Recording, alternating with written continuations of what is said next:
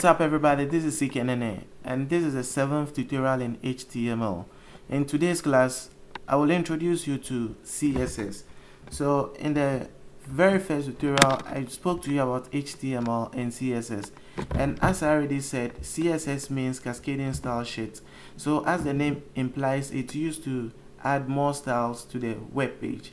Okay, so for example, the previous tutorial we tried to build a header, a footer, some navigation bar and some other contents of the web page, which is just a raw black and white page. Alright, so I'm not sure you're really enjoying it, browsing a page like this, so you probably want some kind of positioning, some colors and all that. So we're going to do all those things with the CSS. Alright, so there are 4 basic ways of adding CSS to an HTML document. The very first one and the simplest way is an inline CSS.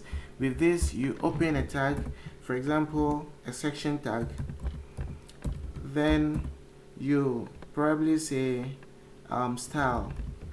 So with this, you put all your styling over here to affect whatever is contained in the section tags. So this is how we add inline CSS. So when we also have embedded way of adding CSS to HTML. With this one, you create the style tag and then you close the style tag. So everything you do, the code goes here. Or let me just say the CSS command goes here. Alright, so afterwards you come down and then you close the style tag over here. Alright, so another way of adding CSS is the external, which I really love using so much, because when you're using the external, it helps you to have one CSS file which affects multiple pages. Even if you want it to affect a billion pages, it's still very possible. You just link them into that.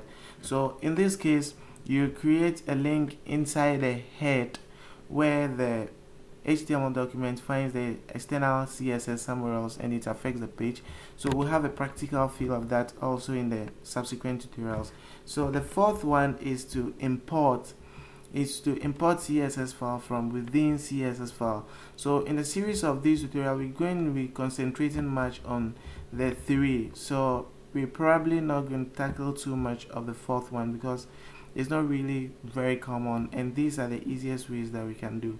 So maybe when we get to the advanced levels, we will try our hands on the import CSS file from within CSS. Alright, so this is just a basic introduction to CSS. In the subsequent tutorials, we're going to take a look at all of them one after the other, and then we see how they all work, so that our page will no longer be just black and white.